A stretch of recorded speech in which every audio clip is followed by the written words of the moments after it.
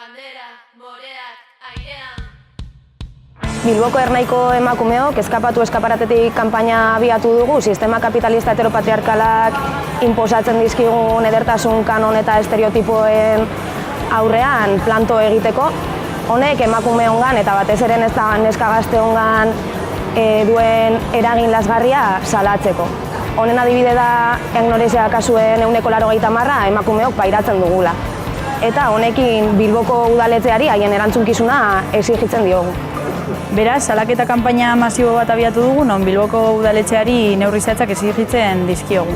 Alde batetik, bere konpetentzia zuzena den espazio publikoan exijitzen diogu publizitate sexista hau kendu dezala berehala, eta bestetik, espazio pribatuari dagokionean, eskatzen diogu bermeak jar ditzala publizitate sexista hau murrizteko eta marra gorri batzuk ezar ditzala. Kanpaina honen aldeko atxikimendua jasotzeko sinadura bilketa bat abiatu dugu bideo honen amaieran topatuko duzun estekan. Beraz, animatu sinatzera eta guztion artean publizitate sexista Bilboko kaletatik aterako dugu. Izenari esi, emakume izenare.